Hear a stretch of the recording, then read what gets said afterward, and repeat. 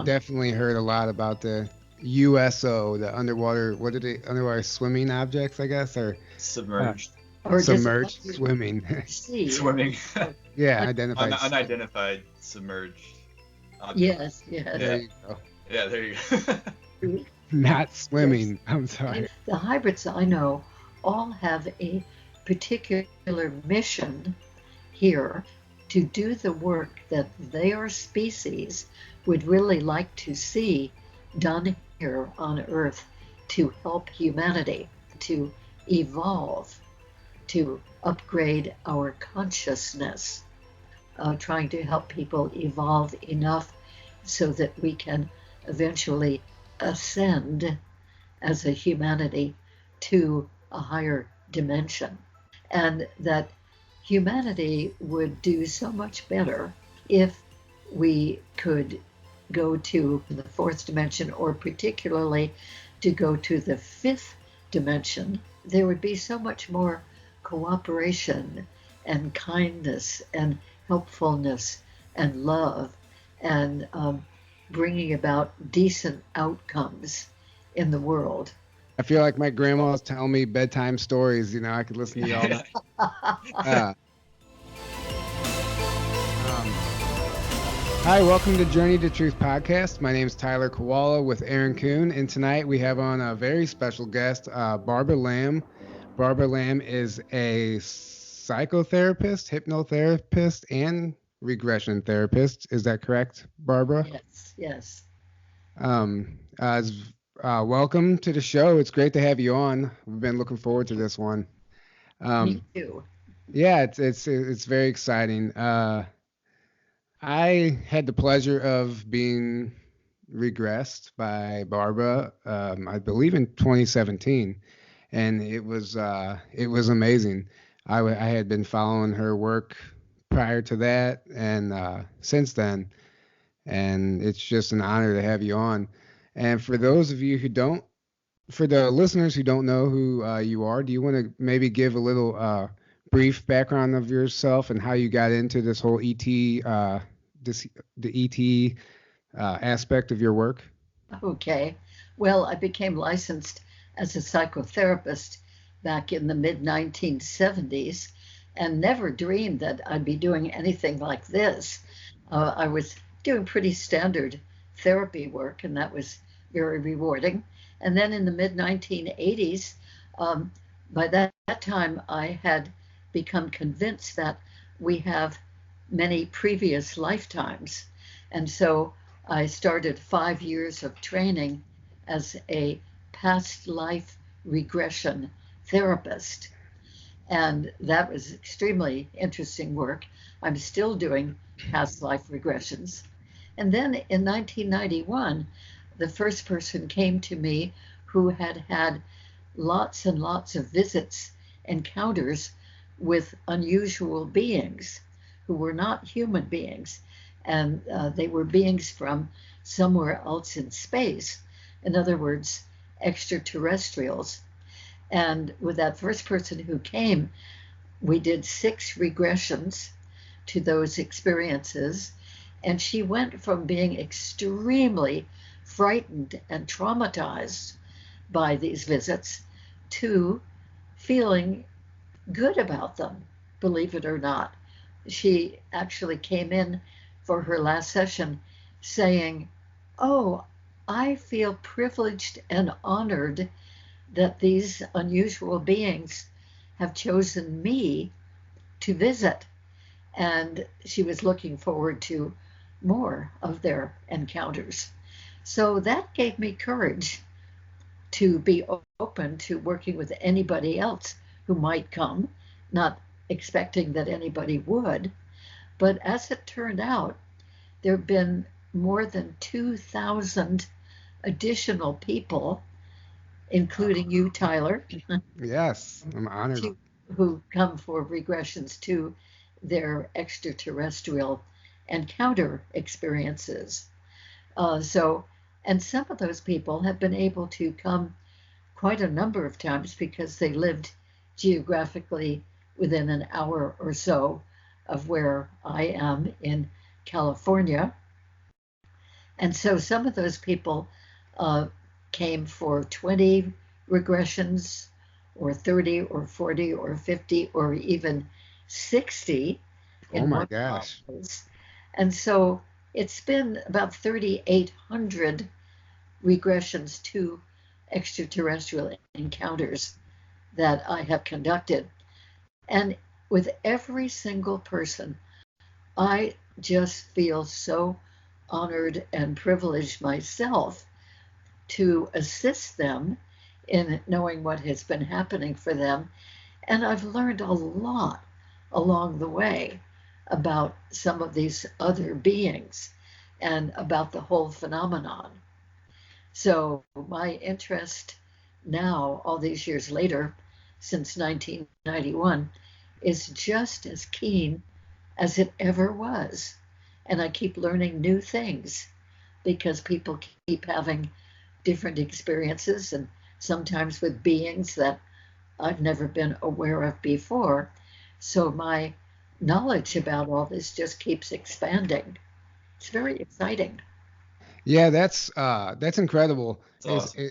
Especially so what would you say to people who are still I guess questioning even the existence of ETs in general? And after what you said, over 3,000 people, you've had to come up with some type of conclusion. And so in your eyes, what would you say to somebody who doesn't believe? I'm just curious. Oh, yes. Well, I can totally appreciate why somebody really doubts that this sort of thing exists at all, that there are extraterrestrial beings who come and visit humans and do a variety of things with humans, because that's the way I was. I didn't think, through the 1980s, I didn't think there was anything to this. And I thought it was science fiction, to be totally truthful with you. Sure. But once somebody started coming and we did these regressions, and the person, the young woman in this case, the first one, um, and she was so convinced that this was real. These things really, really happened. And we got so many details of those encounters too. And so then I had to really open my mind. And it has been opened ever since. Of course, since 1991, too, I have been speaking at many, many conferences that deal with the whole UFO extraterrestrial subject. And I have given many, many lectures and met tons of people who've had these encounters. So there's just no doubt in my mind now, but I can appreciate why somebody would really wonder if this could be truly happening. And it is. No, well, I think we both can agree to that. Um, especially, we all have experiences. Aaron and I, everybody, the reason we're doing this stuff is because we've had profound experiences and we want to talk about it. Uh, Good, good. and people need to hear about it. And I think it's going to slowly start catching on. You were just saying a couple minutes ago that there's a lot of recent activity in California, Yes. UFOs, is correct? Oh, yes. People have sightings all the time.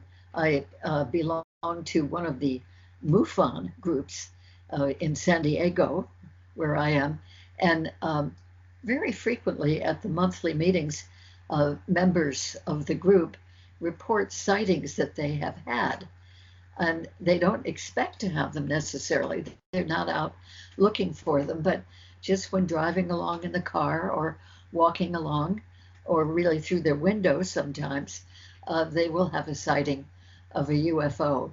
And it always seems to be exciting. In other words, it's something that really gets their attention and makes an impact. And here in Southern California, of course, we have the Pacific Ocean very, very nearby. And many people will see crafts coming up out of the ocean, rapidly coming up and dripping off water, of course, as they're above the water, and flying off into the air and disappearing into space. Or sometimes they see a craft, like a disc shaped craft, coming down at an angle and plunging very cleanly into the water.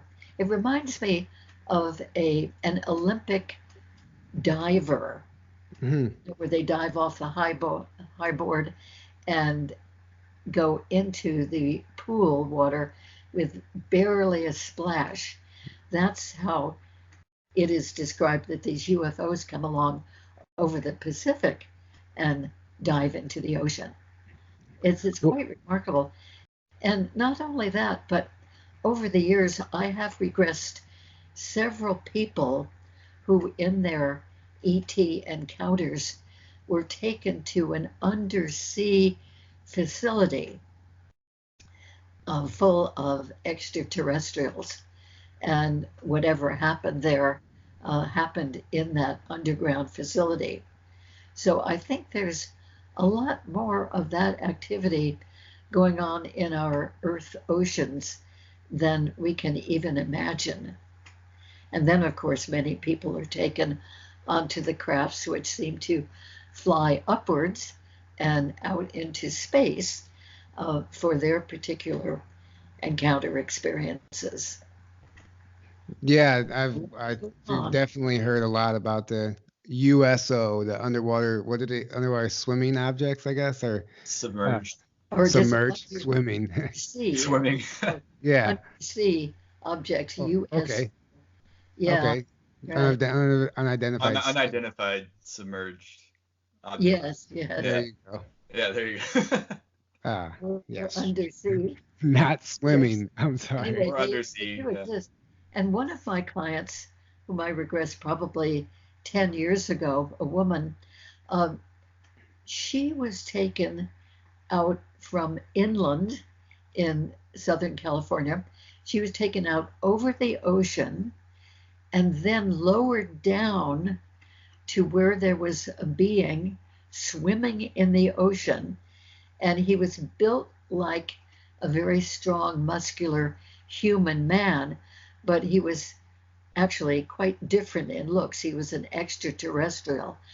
And so she was lowered down into the ocean from a craft, a small craft in the air. And then this being who was already swimming in the ocean took hold of her and safely somehow took her down into that undersea facility full of other extraterrestrial beings. And she was perfectly safe. She didn't start to drown or anything. I don't know how he did that, but she was escorted very safely to that facility and escorted back out again into the air at the top of the ocean and then taken by that small craft back to her home. It's probably they probably use a similar technology that they use on the craft. It's just like an energy field that this almost like displaces the water. So they're not going through the water. It's just they've created their own atmosphere essentially for the craft. I wonder if the beings themselves have some type of advanced advancement about them that allows them to create a field that maybe someone can be safe in or they can breathe in. I don't know. Well, Just that's a great point. And I've certainly wondered about this, and so has this woman who experienced it. She described the going down through the ocean um, as if it was kind of like going down through an invisible tunnel. In other words, there seemed to be air in a tunnel shaped tube like sure, like a tube, yeah. apparatus that she said there didn't seem to be a physical tube that she was taken down through, but that's what it seemed like because she was able to breathe in that passageway going down to the undersea facility. Wow, that's Wow. awesome. And then Um, I went a few summers to Hawaii, to the Big Island, and helped to facilitate some workshops there, and with Joan Ocean, who does wonderful I work. just Tyler. I just got back from swimming with the dolphins with Joan 2 weeks Really? ago. With Yeah, Joan Ocean. Oh, Joan wonderful. Well, Ocean. Yeah. I did that for about 5 years in a row, several years ago. And when we weren't out there swimming with dolphins, a couple of miles off the coast of the Big Island, we were having seminars, and I was doing regressions.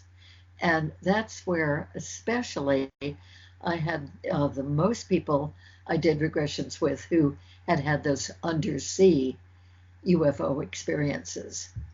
Yeah, and Joan actually has photographs of some of these undersea objects. Some of them look like craft, some of them look like plasma balls, orbs. Um, One of them, she said she actually was able to swim into, and that she came up out of the water, her and everybody else, and they came up out of the water. But when they looked underwater, they couldn't see their body. It was almost like it's some time anomaly or something. Maybe. But like they could swim into it, and their arm would disappear when they put their arm in it and they pulled out. Whoa. Um, yeah, Wow. it was really cool, and she was explaining it. It sounds fantastical, I know, but I mean, when these people are telling you the stories, and they've all the people who were there are all experiencing it together. You know, you can feel their energy, and you can tell they're not making it up, and it's really, it'll give you chills when you hear them talking about it. It Yes. uh, it's just Oh, really cool to hear stuff like that. that's thrilling to know about. Thank you so much for sharing that.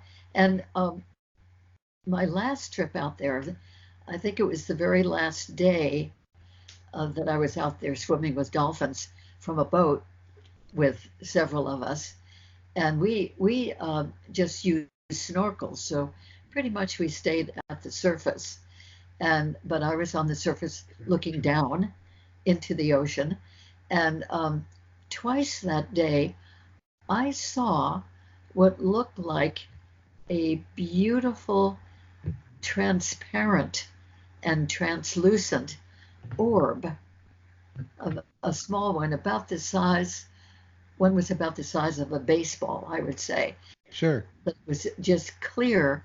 And because the sun was shining down through the top of the ocean there, um, this it looked like a glass ball.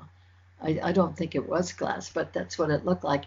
And it was reflecting beautiful rainbow colors with the sun shining down on it through the water.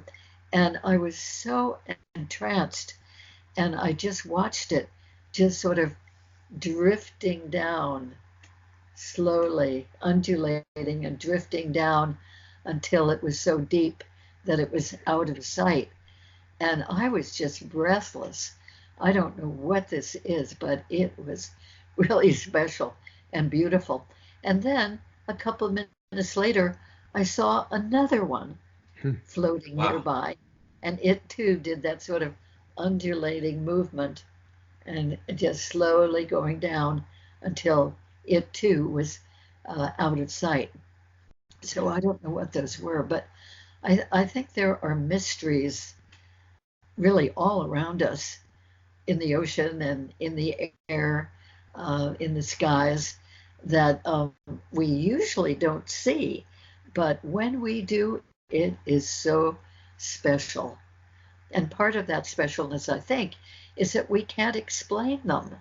Now, we don't really know what they are, but it seems very magical, very inspiring. Absolutely, yeah. If you said it perfectly, because we can't explain it. You walk outside and you're like, you hear an airplane, you don't even look, because you can explain it, you have no reason to look. But when you don't know, yeah, it does inspire you, motivates you. It might even activate something within you. Yes, yes, I And think that's true. Yeah, in fact, I think that generally speaking, that the people who are having extraterrestrial encounters personally, they really are involved, that they are blessed in a certain way. Now, what I've just said may be disagreed with some people who have had very frightening experiences with certain kinds of extraterrestrials. And indeed, there are many, many different species of extraterrestrials that come here and interact with some people. And some of them seem to be more serving of themselves and seem to be investigating us and poking and probing and doing various physical things that people generally do not like and do not appreciate. And I think that we need to try to understand that. I think that there are some species that really want to know who we are and what makes us tick and what is our physiology that is different than theirs. And so they're studying us, some of these species, really studying, investigating us. And, frankly, I think that if we humans had a chance to go to another planet, some of us would want to study them, even their physiology, their physical makeup, and so forth. And some beings seem to be very, very interested in our emotions. It seems like all of the species that I have known about from these regressions, and that's probably at least 60 or 70 different species, different kinds of beings, that they don't seem to have emotion, or at least not to the vivid extent that we humans have emotion. And that seems to be a real fascination to them. In fact, some of those beings like to create hybrid beings. And one of the reasons why they like to mix their genetics with our genetics to create hybrids that live with them is because by being partly human, those hybrids would have some emotion. So some of the species have actually said in the regressions, they've said that they regret that they don't have the capacity for emotion. And they look at humans and they see that our emotions have a lot to do with our various forms of arts and music and all kinds of creativity. And that if it weren't for having strong emotion, we might not be expressing creativity nearly to the extent that we as a human species do. So some of the extraterrestrial species think that, they could really gain by having some of our components, and emotion is one of them. Another one would be, all this creativity and artistic ability that we have, that they realize that in comparison to us, um, their species, wherever they live, whichever planet they're on, um, is rather well plain, compared to ours. I mean, our culture is very vivid, and of course we take that for granted. Yeah. Music and art and dance and all kinds of expressive arts and theater acting and cinema acting, television acting, um, that we create these stories to entertain. Well, it seems like, from what I can tell, is that these other species don't have anything like that. And they're quite intrigued that we do. And they would like some of that for themselves. Well, one of the things I understand is that so we are a free will planet, and many of the other planets where these species come from, these beings come from, I don't believe they have they can act in free will as we can, and that actually limits them to an extent, and that's part of the reason they are fascinated with us. So Yeah, we don't have anything, but the problem with free will planet is the negative is allowed to come in, or you're allowed to be angry and hurt somebody or whatever, but so because we don't have that rule to abide by. Right. So I think Point. that just touching on what you were getting at as far as why they're so fascinated. That might be part of it. Yes, very, very good point. And then some of them have claimed to be very interested in our souls and what happens to our souls through a lifetime, and then what happens to the soul after we leave a physical lifetime. Of course, this is of substantial interest to many of us humans as well. So I don't know if that means that they don't know about their own souls continuing after death, or if they don't have souls. But then through other sources, um, through near death experiences and uh, channeled material from the afterlife, shall we say, um, it seems like that there are souls of extraterrestrials that go into that next plane.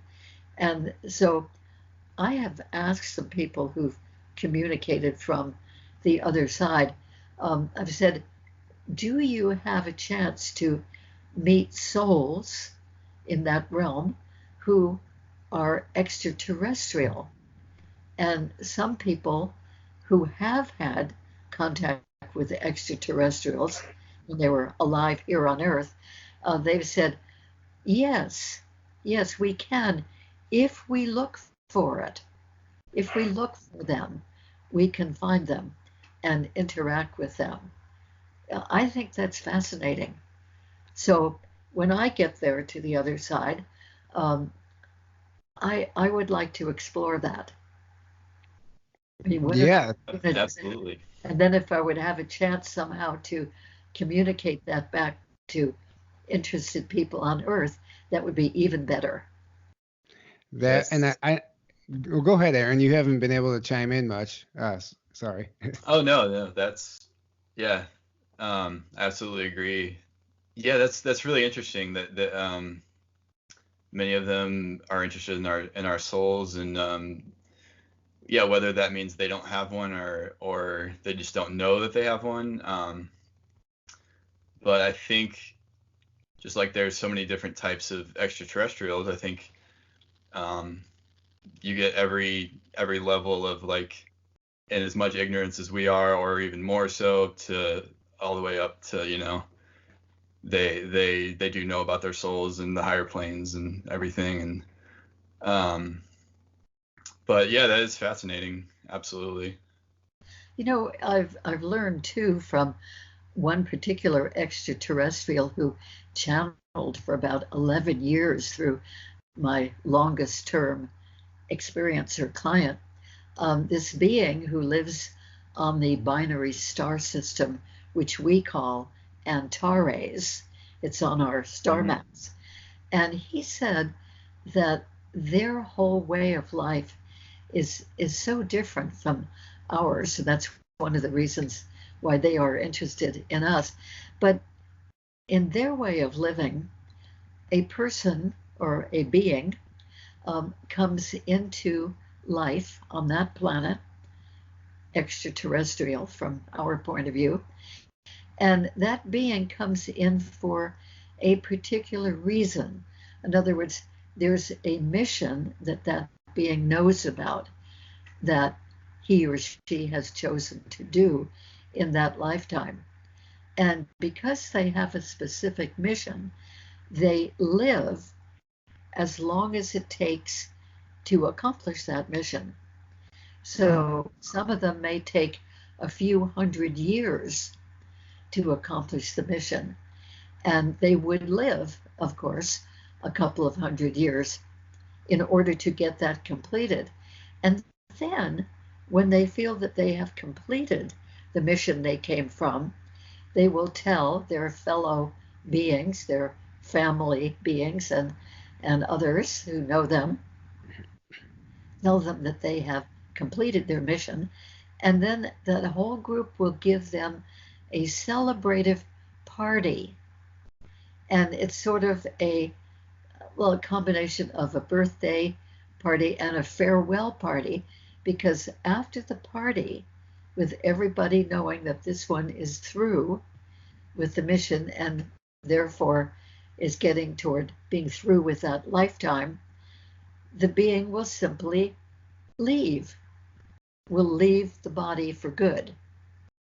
Presumably, Wow. that being goes into some sort of afterlife experience. Um, but isn't Wow. it interesting? Now, some people would say that we humans do that too.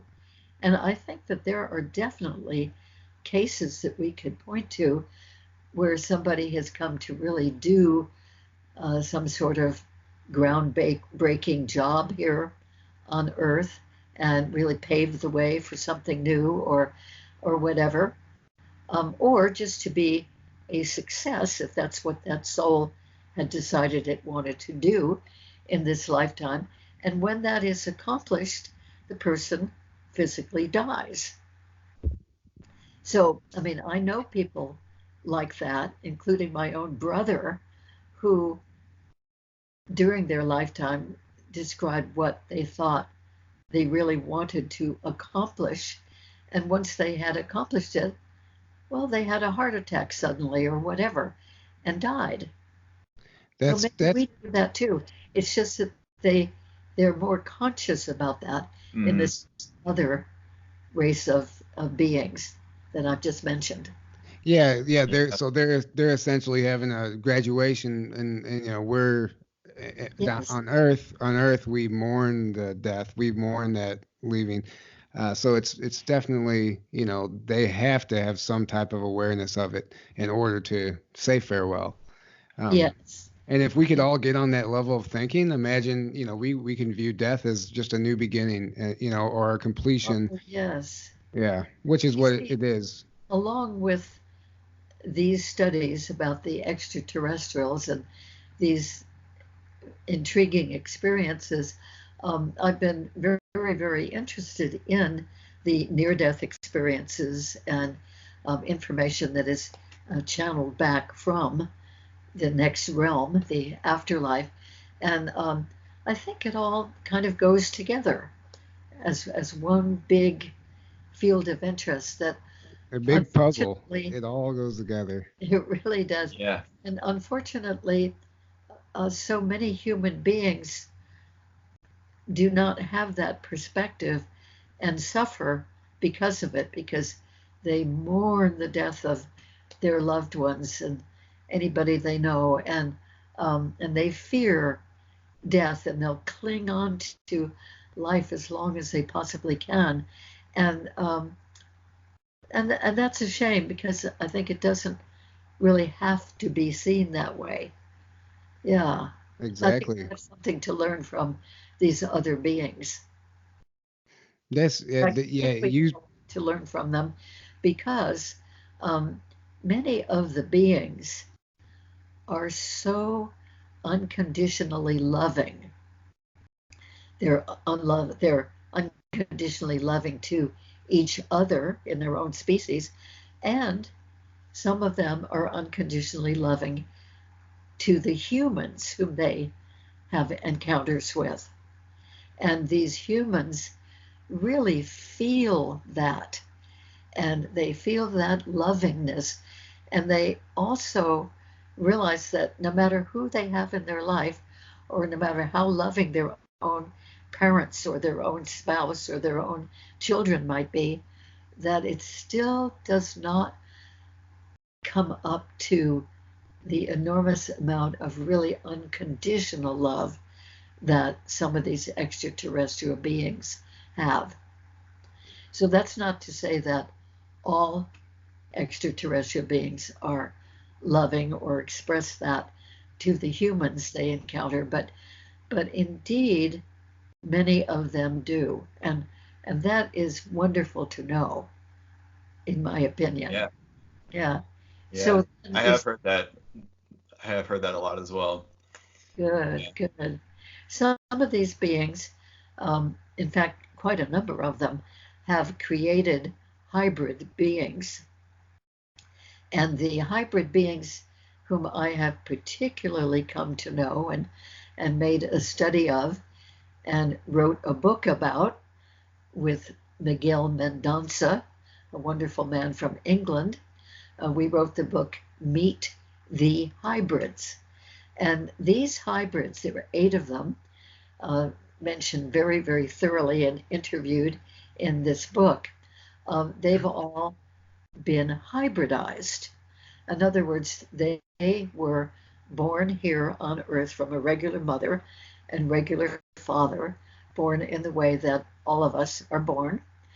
And so the hybridization happened in 2 major ways.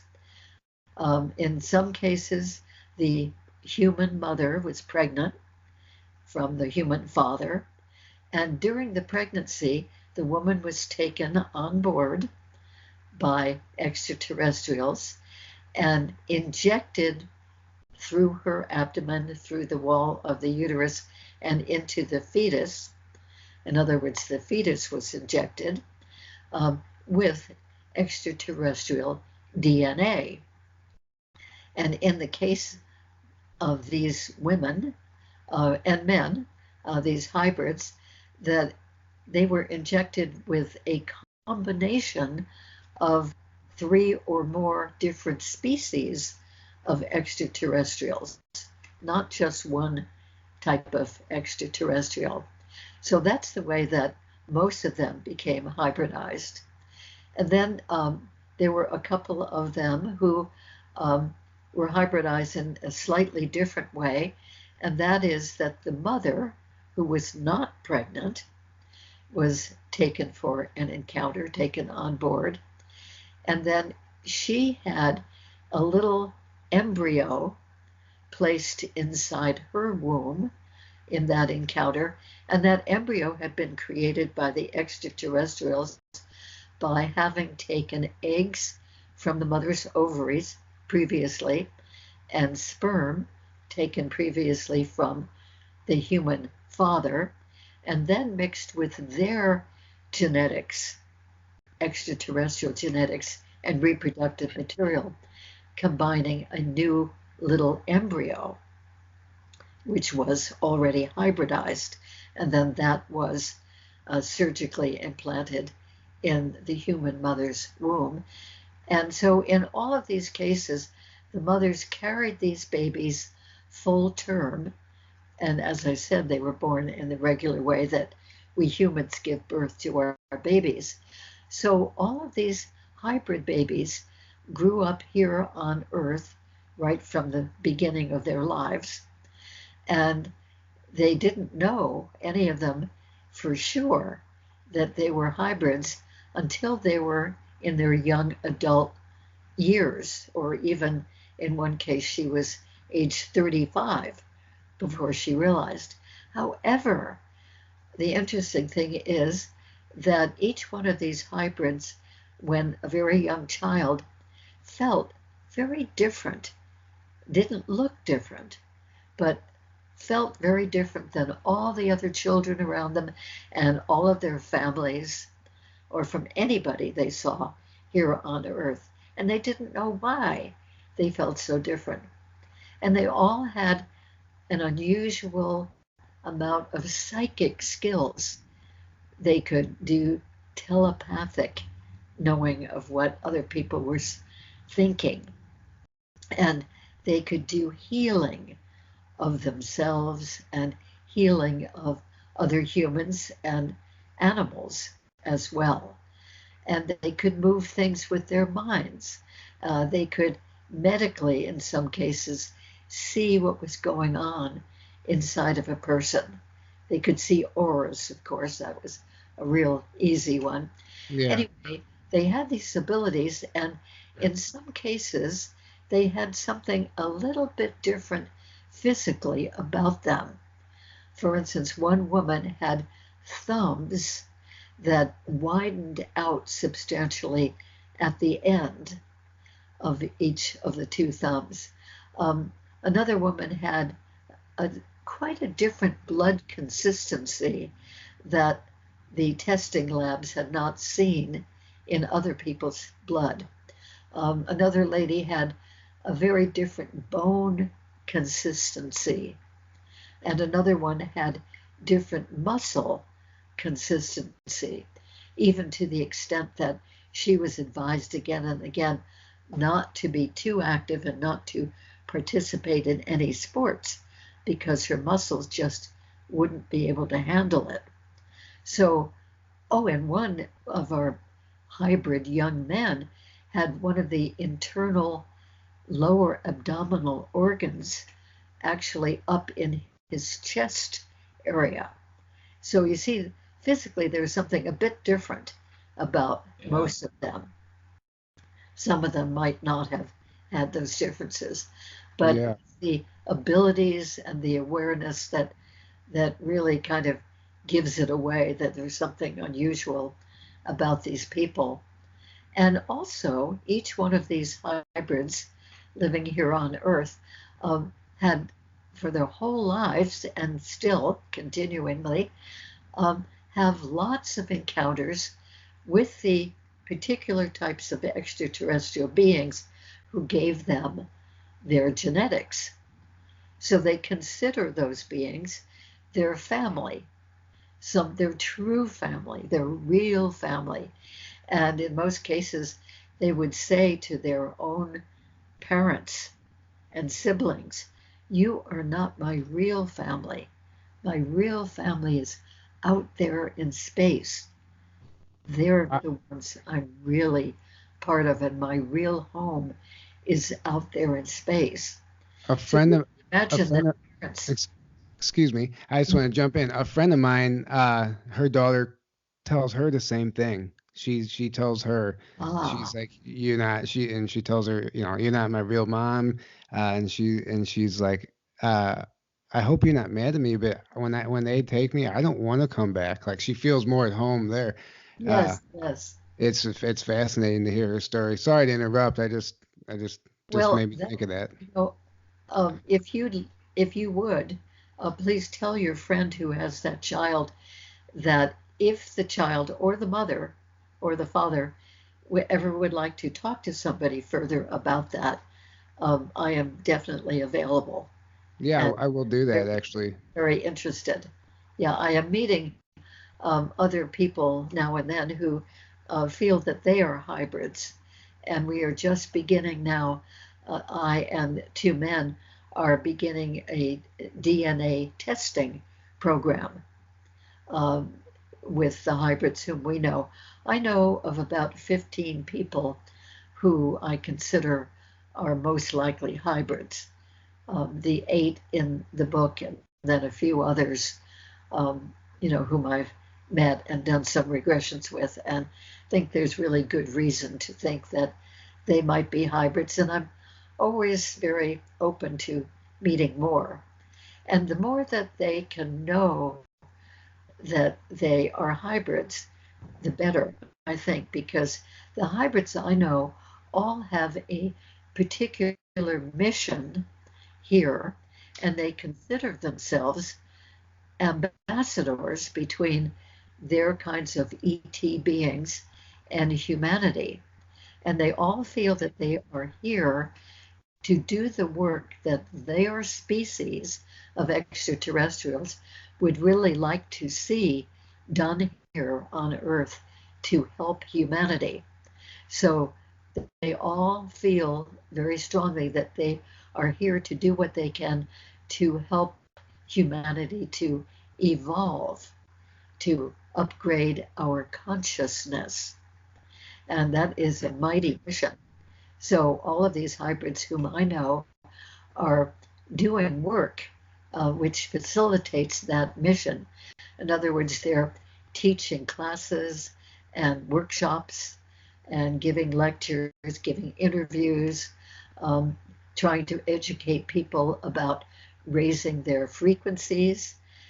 And some of them are even trying to help people evolve enough so that we can eventually ascend as a humanity to a higher dimension.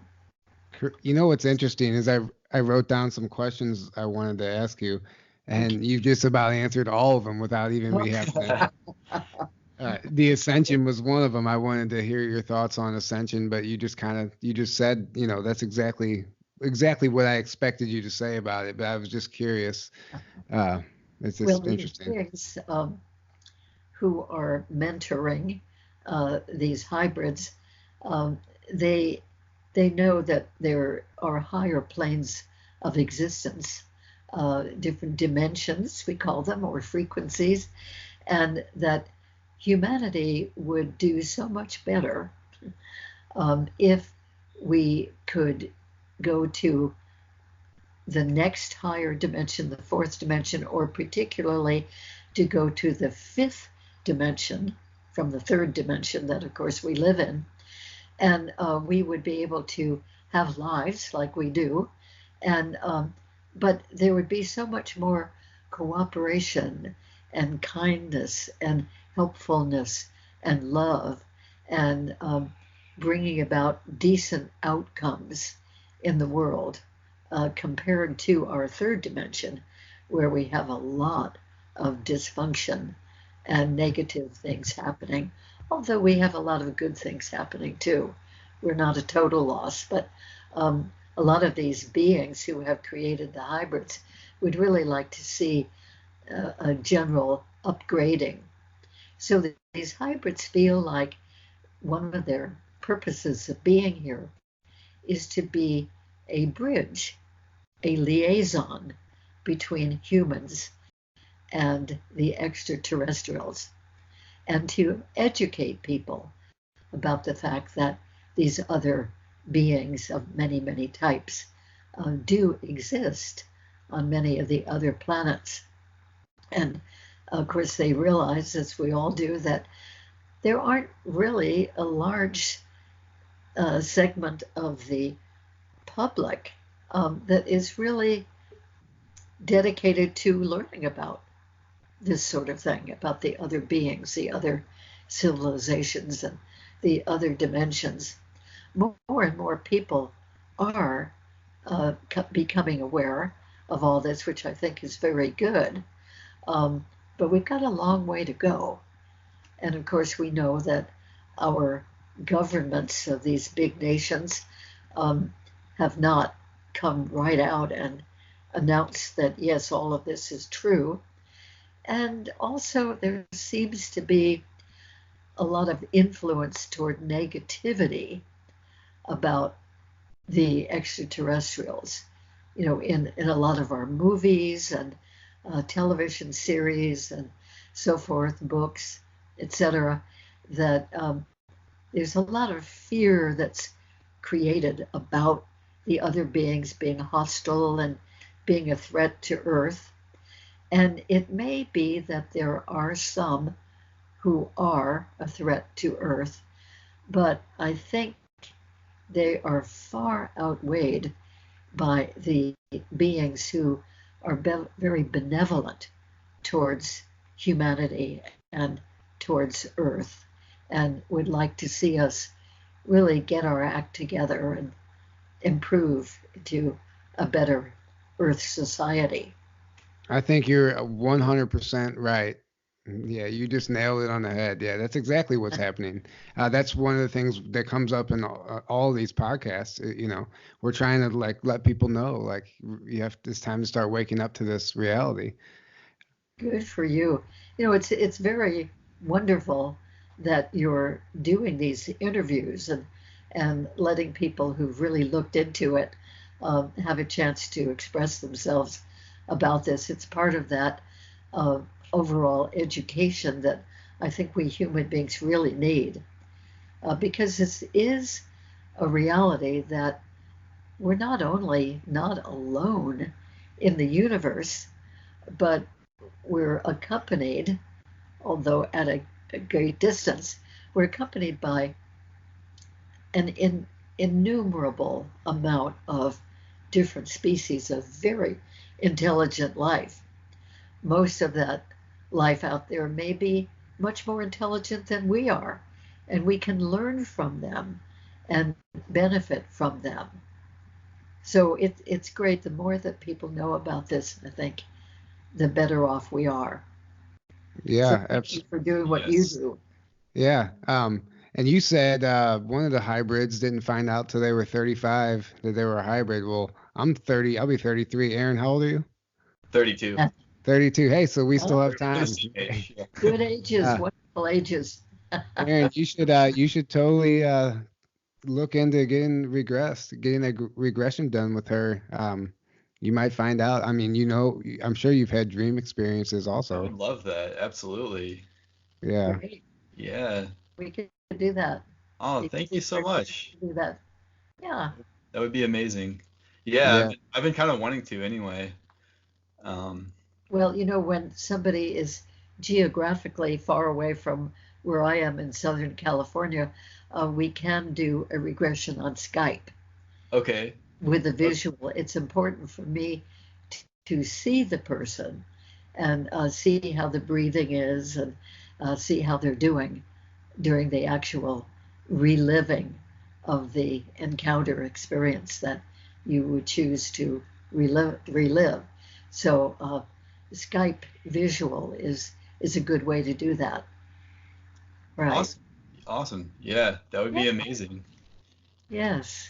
Yeah, I'd be interested to hear how far where's Dimensions of Disclosure this year? Uh, How far is that from San it's gonna Diego? be in Ventura, which is I think just north of LA. Oh, okay. I was just saying he's gonna be in that area later this year anyway. Oh, good. Yeah, yeah, that's Okay. in August. I'll be there actually. Oh, very good. Well, maybe we can get So if you together. want to do an in-person one, Yeah, I'll that put around I that. definitely prefer the in-person regressions, but when Yeah. that's just not possible, because I'll do Skype because sometimes I have people from Europe or Canada or All over um, the world. all Yeah. over, who would like very much to have that experience. And yeah, I just recently did one with a woman who was in Italy, and before that, a woman who was in Germany. And just as long as Skype holds up, we Yeah, can do that. So Yeah. that that's is awesome. really wonderful. Yeah. So one of the things I wanted to bring up to people listening to this, so the very first video I had ever seen of you, Barbara, was the one where you had the hybrids that you're talking about come on stage Oh and yes. and talk about their experience as a hybrid, and they had drawn pictures of what their family looks like and what they Yes. look like and Yes. outside of the human body. I was That was one of the biggest catalysts in my awakening when I saw that. And when you see these people come forward, I just recommend that everybody check that out. And I know it's available on openminds.com. It's hard to find on YouTube. I can't find it on YouTube, but openminds.com, type in Barbara Lamb, and that video should pop up, and it is incredible. If you want to see these hybrids talk and tell their story, it's I'll life check that changing. out. It's life Oh, changing. that's great. I'm glad you told me about that too, as well as the audience, because um, that lecture I gave at the International UFO Congress, which is a really big, wonderful conference, and that was in 2016. And since then, I have never seen a replay of that lecture, but I want to very much because six of our hybrids who live here on Earth um, had a chance to speak for themselves in my lecture. I gave kind of a preamble about the whole thing, and then six of them out of the eight were able to be there for that conference in person and say what they wanted to say about their own experience of being a hybrid. And there were some people in the audience um, whom I know who took photos of those hybrids, and they all had a big glow of light around their heads that showed up in the photos. And Wow. one Wow. of them, Cynthia Crawford, was just completely covered in the brightest white light. You could Wow. you could it covered from above her head through her whole body, and below her feet so that you wouldn't even know there was a person standing there talking. That's how much light she was glowing with. And other Wow. big splotches of light too showing in front of them. So there really was something going on there that was very special. They were definitely emitting a very high energy. Well, you can feel the energy when you watch it, or at least I could. I mean, I remember my jaw was just like on the floor the whole time, because prior to that, you always watch the UFO stuff on TV, but I had never gotten any like first-hand knowledge about this stuff, or information, I should say, and it was Yeah. really, really profound. I recommend it for everyone. Oh, well, thank you for that, and I'm glad. Yeah. I'll look at it too. I would love to. Sometimes after a few years, it's really interesting for me to see um, what I said back then because I've always learned so much more since an earlier lecture, and it's interesting for me to see what I was able to share then. And in this case, of course, I want to hear what the hybrids share. Oh, yeah, you want to go back and listen to what they said, sure. Oh, definitely, yeah. Because when I was on the stage, I had to use a timer so that we could fit everybody in to the Yeah. lecture slot, and the timer wasn't working. And I was so distracted with fiddling with the timer and thinking, how can I set this to work properly? And finally just gave up on it. Oh. But so in other words, I wasn't listening as keenly as I would like to have. Oh, I see what you're saying. You were distracted. Okay. Yeah, Yeah. yeah. Unfortunately, that website does charge you a couple dollars to rent it. It's not available for free. I have scoured the internet for another version, another copy of it available anywhere. That's the only place I can find it. So unfortunately, it costs a couple dollars. I think $3 or $4 to rent it for 48 hours.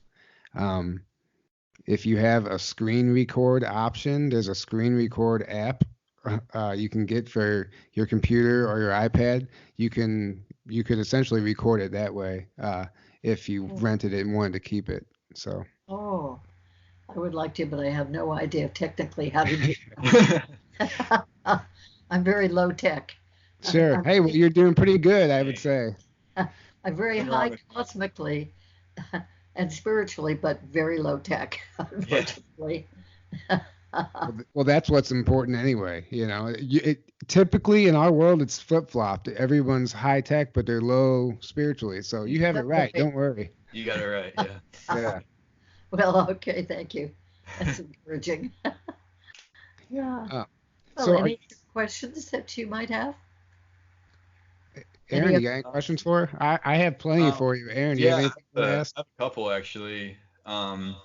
First one, have you ever been doing like a past life regression on someone and then um, like a past ET life will come up where they had a past life as an ET, like on another planet?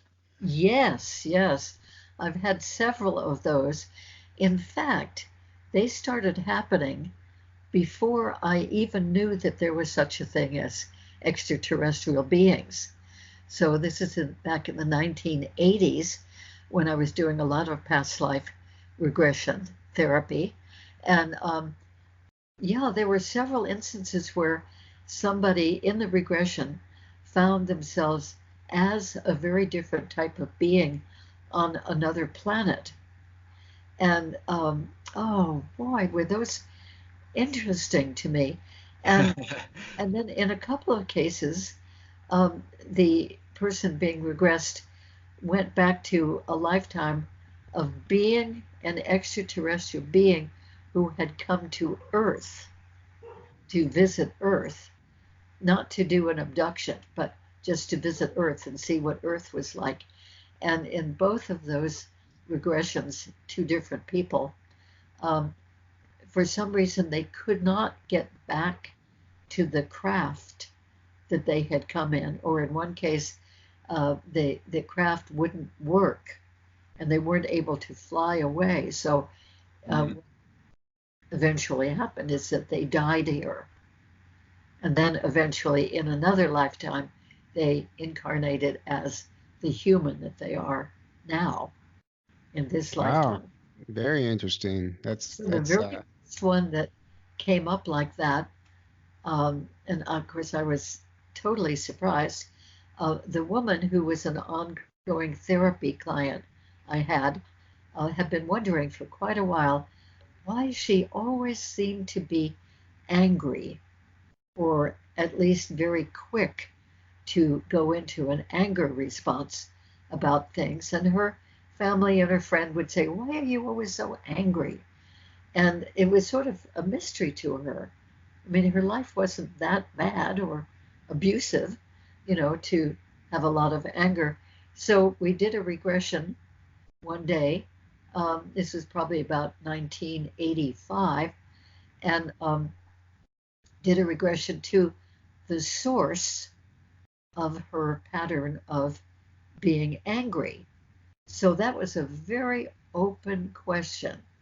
What is the source of this anger problem you have? Expecting that she would go to something earlier in this life or maybe a previous lifetime. Hmm.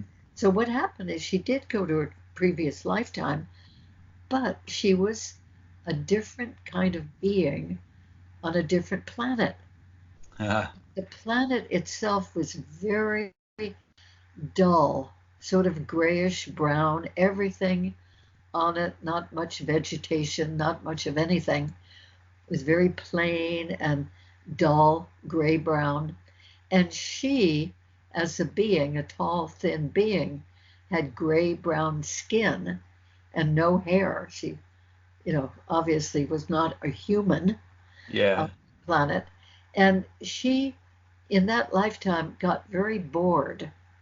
And she was thinking, there must be some place in the cosmos where life is more interesting than this. Yeah. And so she looked around and found out eventually that there was this planet which the people on it called planet Earth, and it was a very colorful planet.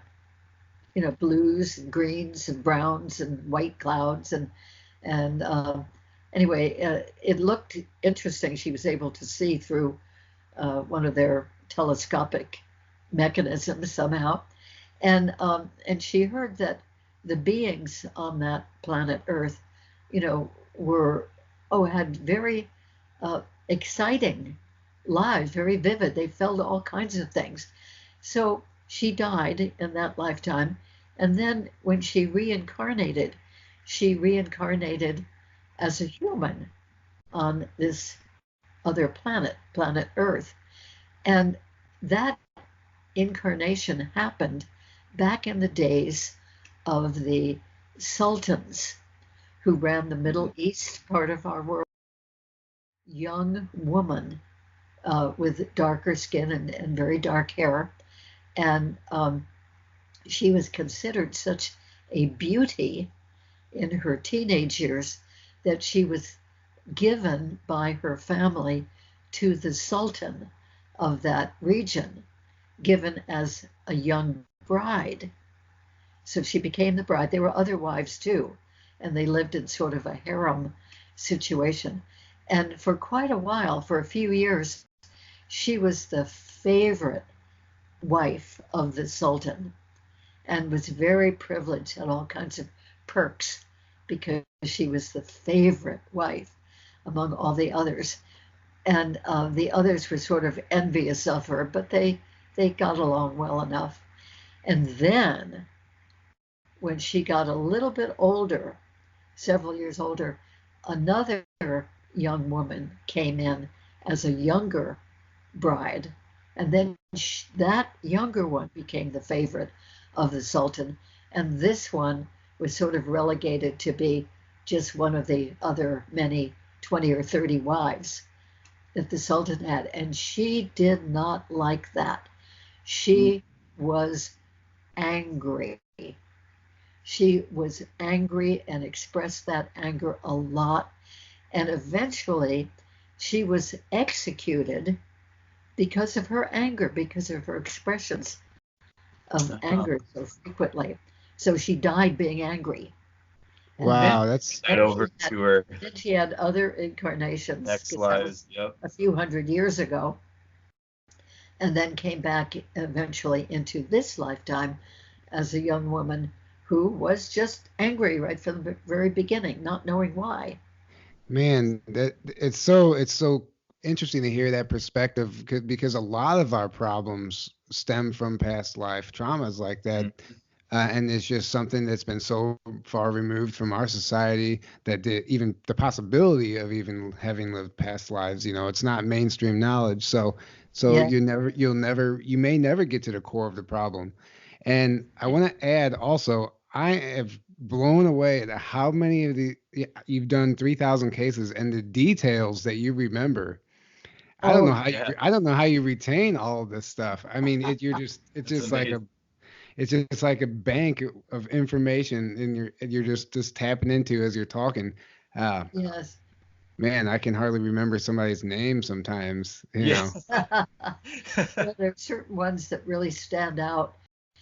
Yeah, I do remember a lot of them, and some of them I might have to look at my notes to remember. As soon as I start reading the notes, oh yeah, I remember this one. You know, Yeah, it yeah, just a lot triggers of them something. just there, ready to think about again, which is Yeah. one because they're so interesting. I mean, the important thing really about all this, I think, is that um, the regression work, seems to be, for the most part, really helpful for the person, and that's why I do it. Because I'm a therapist, because I want to be helpful to people, and um, it just happens also that this is all very, very interesting and material that I think it helps us as a society to know about, to know about this part of reality that we have not considered to be part of reality. Oh yeah, and you're here on the surface, uh, executing your mission, every day by doing this. Yeah, You have it's very clear. Your path is very clear. You've helped a lot of people, and that's not by accident. That's, no, there's a reason you're doing what you're doing, and every client or of yours is essentially activated when they leave. yeah, They have a new understanding of their own life and of life in general and of the history of the planet and whatever else. So yeah. it's very important what you're doing. Yeah. Well, thank you. Yeah, and people sometimes take varying amounts of time to sort of integrate what they have found out in the regression. But it always has that aspect of enlightenment to it, like oh, oh, that's what that was about, or that's what happened after I had that close UFO sighting, or that's why I have those unusual markings on my body, Yeah. or that's where I got the implant put in my body, or oh, that's what happened during that period of time that was missing that one particular day or night, or Yeah. oh, that's why I keep looking up at the sky, why I've been so interested in the other planets and stars. I never knew why that was. Nobody else in my family is interested, but I am. That type of thing. There are lots of little, um, like little lights going off. Yeah. Yeah. Yeah. And I feel that even if the experience that somebody revisits in regression is negative, in other words, the extraterrestrial beings did some procedures that maybe they did not like having done, because that does happen sometimes with some of them. But I realize as a therapist that it's more helpful to know what happened than to live with the stress and the wondering why a person is so stressed or so anxious or so fearful or whatever. It's better to know what the reason is, and then they can deal with it. They can learn how to deal with it. They can integrate it and make more peace with it, which they couldn't do when they didn't even know, what had Yeah, happened. So I absolutely. think it's worth people's pursuing this. And fortunately, we have the method of doing hypnotic regression that can help a person go back to the details of one of those experiences they wonder about. And I always stress to people that they have a very strong subconscious part of the mind. And the subconscious part of the mind can be very, very helpful because it records everything that we experienced in any way. Even the subconscious mind records those things that have happened to us that we have not been consciously aware of, which is usually the case with these extraterrestrial encounters, that most of the encounter the person is not aware of consciously. But the subconscious mind is aware, and it records it and it retains it.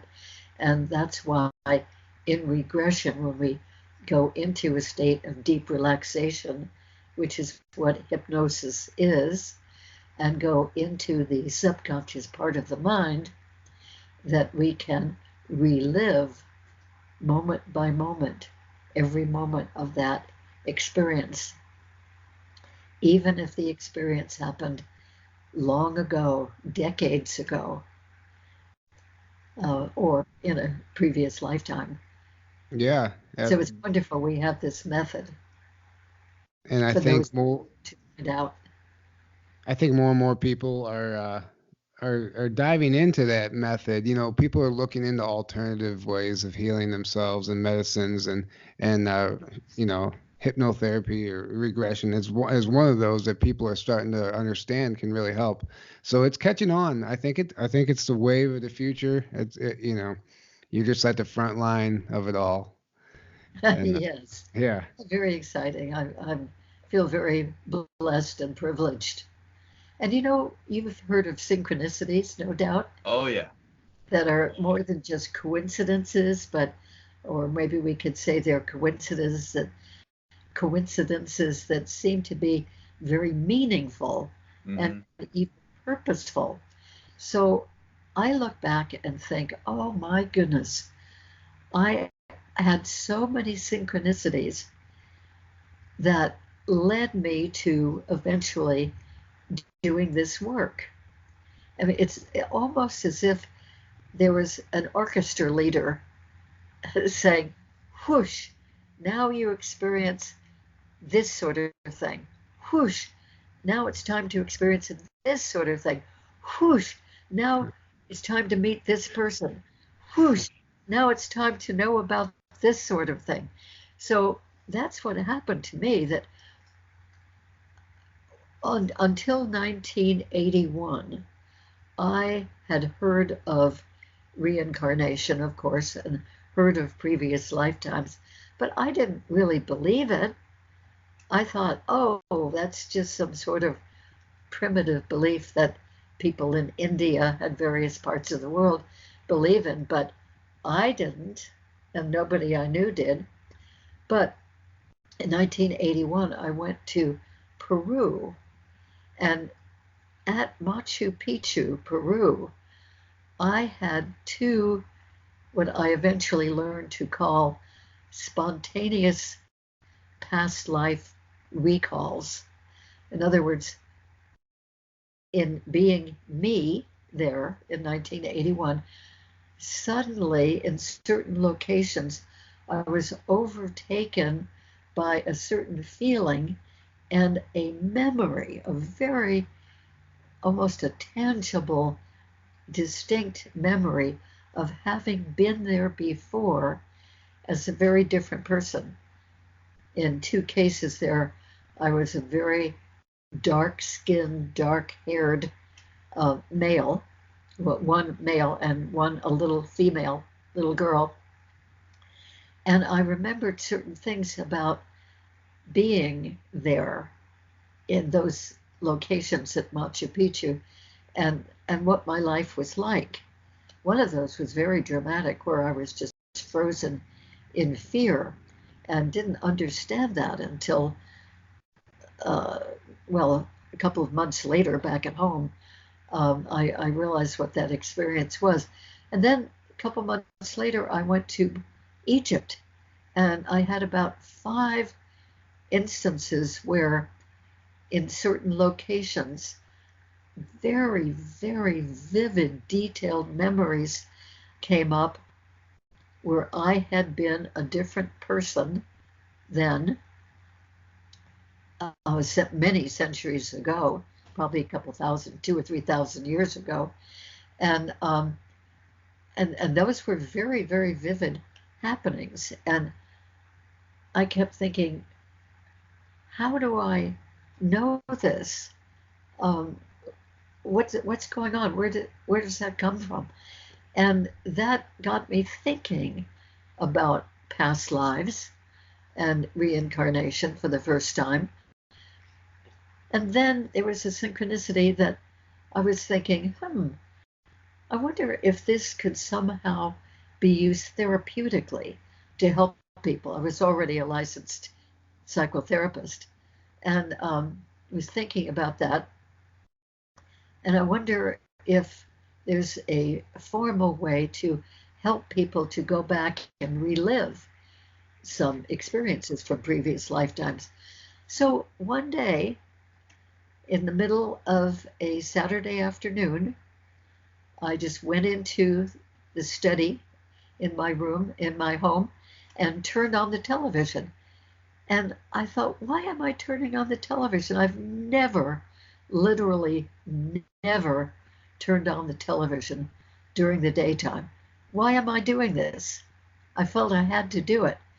And right there on the screen was the most perfect thing. It was a workshop of a woman leading a group of people in what she called past life regressions. So I Wow. watched that program and watched her doing regressions to people's past lives.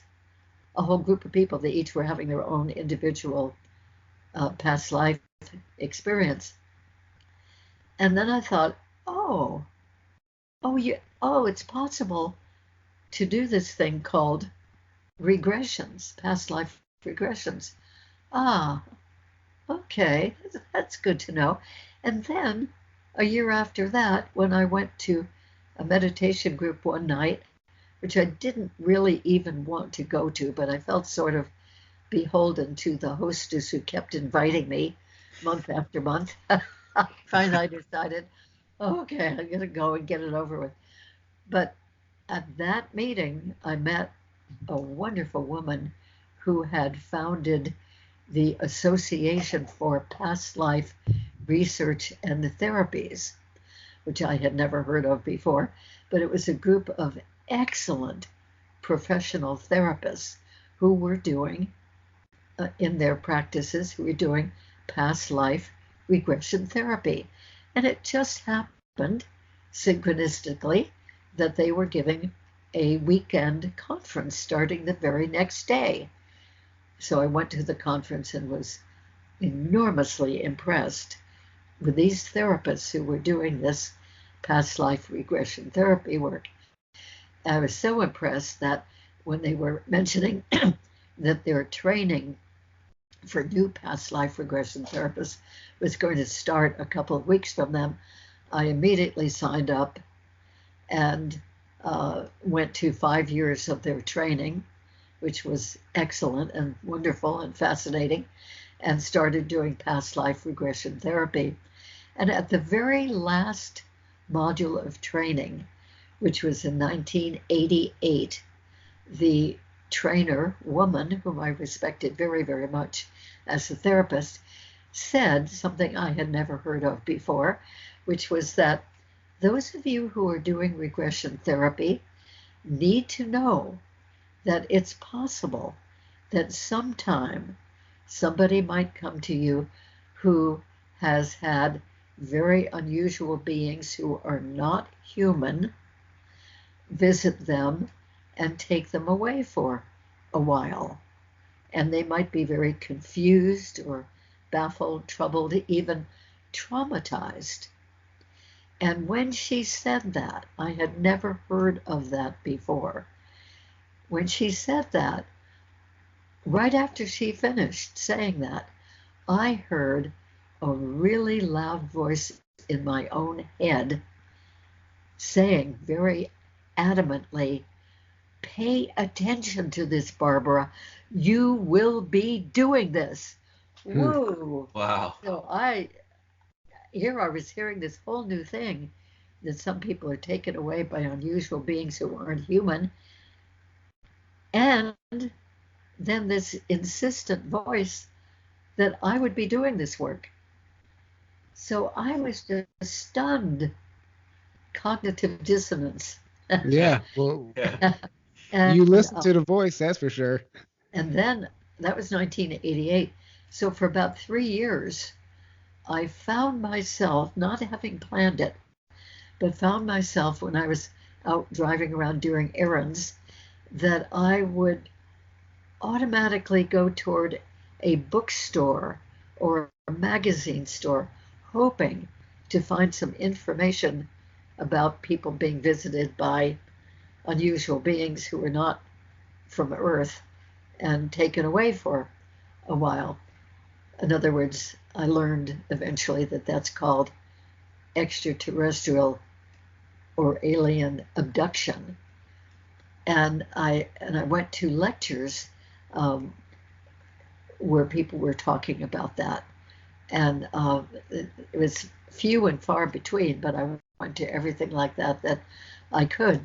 And then in 1991, one day in the shower, I was thinking, free thought time, and I thought, you know, if anybody should ever just happen to come to me for that reason, having had visits with unusual beings who are not human, I think I think I could handle that. I think I could use the regression therapy techniques that I already now am very familiar with and experienced in. And yeah, I think I could handle that.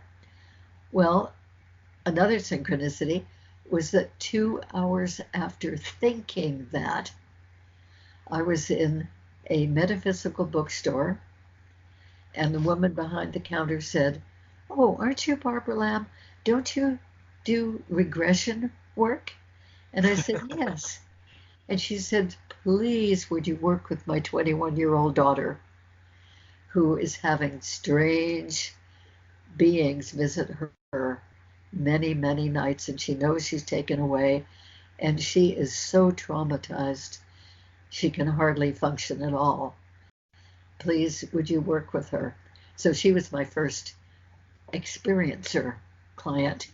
That's And then incredible. and she was the one who, after 6 sessions, said she was privileged and honored to be part of that program of being visited by extraterrestrials. And then I thought, well, okay, good. If anybody else comes, that would be okay. Yeah, yeah, I'd be open to that. Not really thinking that anybody would. I thought that was a one-time thing. But a few months later, another lady came and she worked with me for 11 years Wow. about her extraterrestrial experiences. And shortly after that, another woman came and another. And by 1994, I had 17 people, most of them women, who were having these experiences, who were doing regression work with me. And they began to say, "Is there anybody else who experiences this sort of thing whom I can talk to?" And after about 4 of them meeting individually with me, asked about that, I thought, well, yeah, why don't I put together a group of people? So we started an experiencer support group in my home Nice. with 17 people who were very clearly having these encounter experiences with extraterrestrials. And that group continued from 1994 till 2017 when I moved away from that location, although I'm still in touch with some of Wow. these It's a wonderful long time. people. And now that I am in San Diego, I have started an experiencer support group here, which is appreciated by an even larger group of people. And Very then cool. Very some of cool. the big UFO conferences, like the International UFO Congress, um, in the mid 1990s, I convinced them to let me run an experiencer support group. And that was so appreciated that that particular conference and others now too um, offer experiencer support groups, because a lot of the people who go to UFO congresses or conferences of various types have experienced these encounters with the other beings, and they usually feel quite alone in their experiencing that. They very often have nobody to talk to who even wants to hear about it or listen to it or will believe it even Oh at yeah. all. And so I they, think we both can attest to that. Yeah. Yeah. yeah, and that's not a good situation. So they are very, very appreciative. So at the most recent conference I went to, the UFO MegaCon in Laughlin, Nevada, in March, toward the end of March, um, we not only had an experiencer support group, we had four of us therapists who do this kind of work now leading these groups, so that anybody who wants to be part of that group had plenty of chances of, of, of going to those groups. We had at least one of those groups every single day of the week long conference. And, uh, and it is so appreciated by people who experience this, or even people who have reason to wonder if maybe they have had these encounters as well. Yeah. No, Yeah. and I think that's the reason most people, like you said, attend these conferences. It's not always about uh, going for the information and the speakers, but you want to talk to other people about your experiences and connect with like-minded people. Yeah, So that's exactly that. And there's a drive, there's something pulling them other than just, I want to go listen to this information. They know they have a place there in that right. community. Yeah, and And you're able to connect with other people that believe in this stuff, and you can talk to them about your experiences and the yeah, things you want to talk about. Whereas most people will either think you're crazy or you're just into weird stuff and oh yeah, don't what want to hear like it.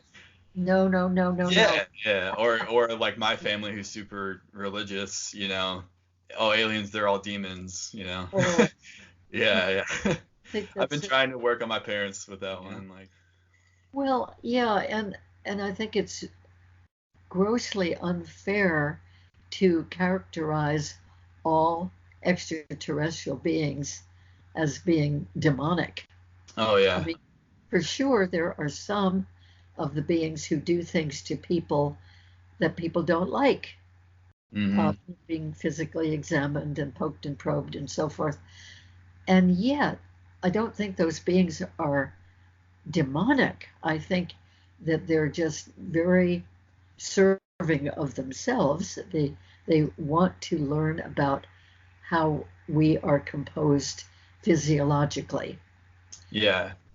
But even with some of those procedures that they do that seem frightening to the person, very often those procedures turn out to be actually helpful to the person, believe it or not. In other words, somebody might have one of the beings working on their brain, and it might be said to the person, this has happened a number of times with people I've regressed, it might be said to the person that we are rewiring your brain. Now, that could be very frightening if you're lying there on a table in a spacecraft and these unusual beings who are definitely not human are all around you, and they're doing something with your head, and they're saying we're going to rewire your brain. I mean, it would be pretty hard to trust that would be okay. Yeah. But in every case that I know of, where that's happened to a person, the person has been upgraded. The person's brain has been maybe more able to be psychic or telepathic. In other words, there's an upgrade that has happened. Or maybe with the rewiring of the brain, they now have great healing ability. And some of the procedures that are done on a person's abdomen while the person is lying on a kind of a cold table in an unusual round room with bright lights and these unusual beings, that in itself can be frightening, understandably. But very often they are being healed of some important malady that they have. Yeah. So a being might be coming toward them with a lighted instrument of some type, and the person might think, oh, what's going to happen? But actually, it turns out that that lighted wand is actually healing something internally that's going wrong with the person, that the person either did know about previously or didn't know about. So there are lots of healing procedures that are done with abducted people, and that they really, really benefit from those healings. There are some pretty spectacular ones that have come through some of the regressions I've done. One of the things people are afraid of is the unknown. That's fear. That's Yeah. just fear of the unknown. You're afraid of the dark because you can't see. You turn the light on, you're not scared. It's just that's the biggest issue. It's not that they're scared of what's happening. It's just because they don't understand what's happening. Yeah, Yeah, and that's basically what you just said. yeah, and that's why the regressions are so helpful, because a person might have a little glimpse, a little brief flash of a memory of, big eyes looking into their eyes, big black eyes, or strange beings being around them on a table, and they're being examined to some extent, and that's of course not welcomed by those people. But if they will do a regression and get the details and even sometimes the explanations from the beings themselves about what they're doing, it really puts a different light on it and makes the whole thing so much more not only understandable but acceptable to the person who's experienced that sort of things. So one of the things that I find in many of the regressions, I don't remember, Tyler, if this particular thing happened in yours or not, but if the person wonders what's happening to them, why the beings are doing this particular thing, I tell them in the regression that they can ask the beings what they're doing and why. And when they do ask, they always seem to get an answer. And because the beings are telepathic, they get the answer in their minds. They don't hear it out loud with their ears. In other words, we all have some telepathic ability that we haven't really known about in most cases. But the answers given by the extraterrestrial beings really make sense. And then the person so often is grateful because they're being helped in some way. Or sometimes they find out that they are helping somebody else. In other words, One of my clients I did several regressions on, and she was in my experiencer group for 3 or 4 years. Uh, she came in one day for her regression, and she had a straight line scar on her forearm, her right forearm. Just looked like a white line, a straight line scar right there, about 2 inches long. And she knew that she had not had that the previous night, but during the night she got that scar. It wasn't bleeding or anything, and in fact, it looked like it was healing quite nicely. So we did a regression to the experience of having that straight line scar put on her forearm. And what she found out during the regression was that the beings were taking a certain ingredient from that particular vein in her right forearm, and that ingredient, they said, was to help their newborns to survive. So once she realized that they weren't just doing some mean, macabre thing to her, but they were taking something from her that was helping to save some of their lives, she felt really okay about that. Oh, Yeah, and yeah. I'm glad to be of help. And it wasn't harming her, and the scar eventually faded away. As it turned out, that woman's husband, who actually did more regressions with me, his extraterrestrial encounters, he also had an identical straight line white scar on his left forearm. They were both in my experiencer group, so I put the two arms together, and his and hers, and we compared them. They were identical, although on his left arm and hers had been on the right arm. Well, we never did a regression to how he got that scar, but we figured from what the wife had found out that it probably was to take some ingredient from that vein that was helpful to their newborns. So a lot of these species of extraterrestrials have really got into a real concern and worry about the fact that they have been losing their ability to reproduce. In other words, their species is beginning to die out. And that is a very big reason for their choosing humans to create hybrids with, because the hybrids would have a better chance of living since they were part human. And those are the hybrids that I believe I mentioned earlier who are continuing to live on the ships, the UFOs with the beings, or to live on their planets. Sure, So sure. many Yeah. people who've been realizing that they have hybrid children from these encounters, when they realize that, oh, these hybrid children are helping to save a whole race of beings, they feel better about it. They Yeah. feel they're they had not consciously agreed to, but that they are being very helpful to other beings in the universe.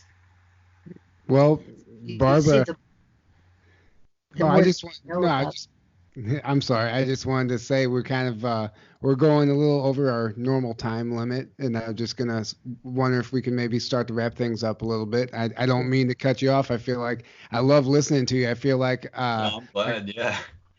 my grandma's telling me bedtime stories. You know, I could listen to you all night.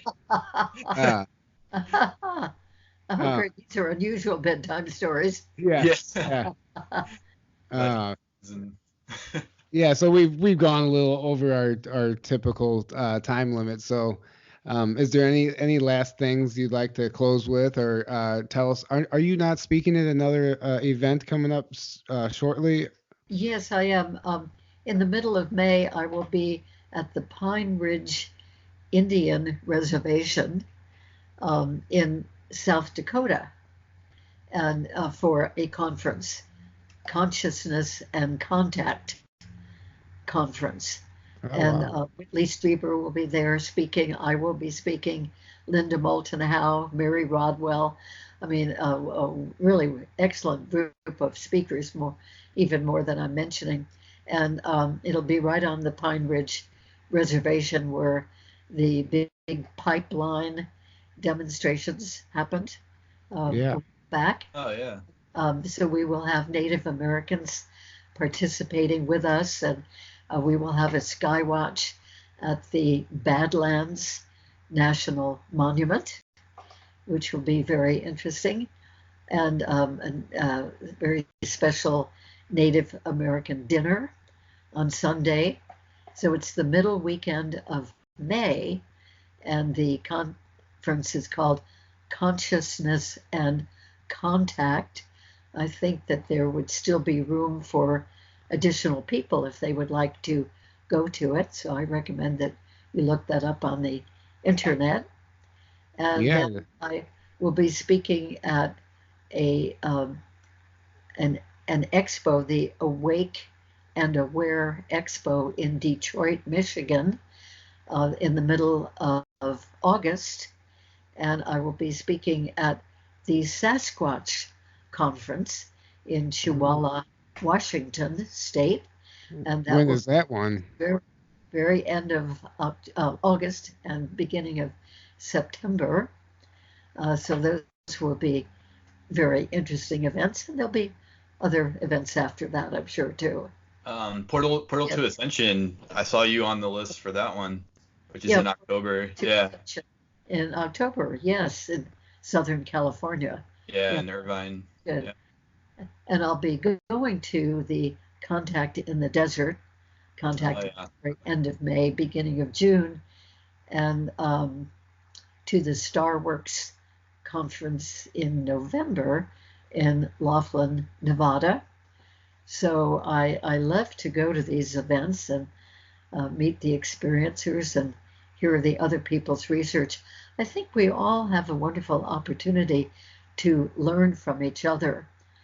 In other words, I learn a lot about the whole UFO phenomenon and the technology and the sightings and things of that sort from other people who are researching that. And hopefully they can learn from me about people's personal experiences with the beings.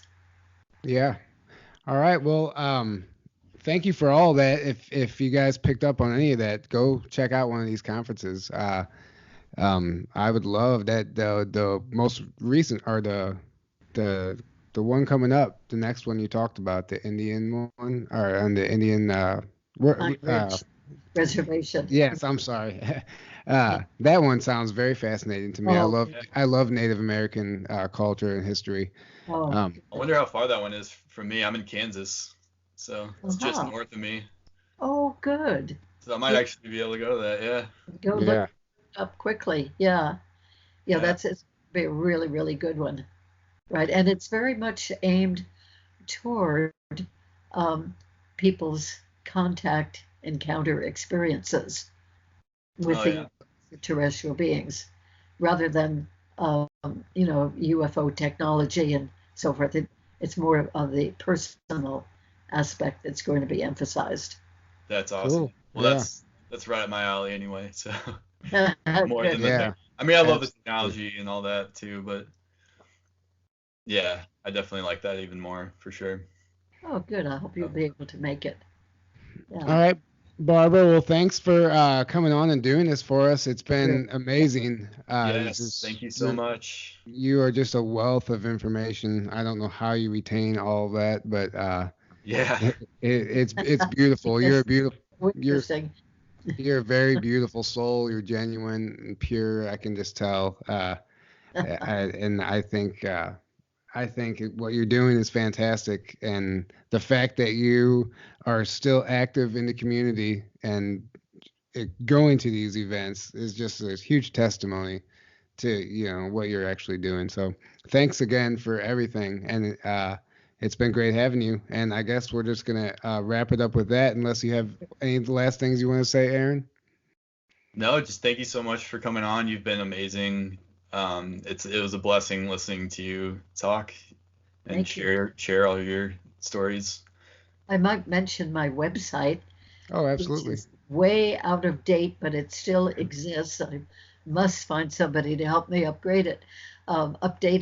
But it's the website is Barbara Lamb, Lamb.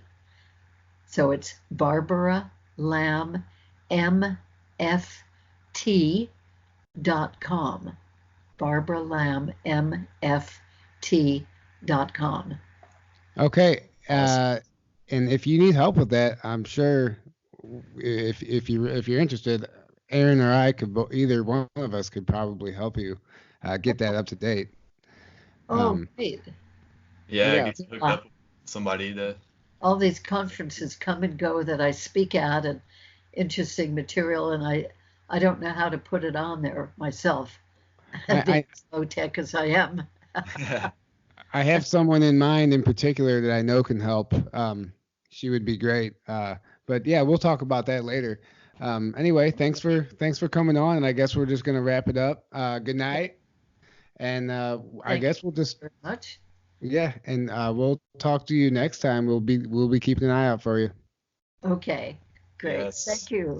All Thank right. you so much. Very pleased with what you're doing. Oh, Oh, Thank thank thank you. you. you. Thank you. It means a lot. Yeah, absolutely. All right. Well, good night. Good night. Good night.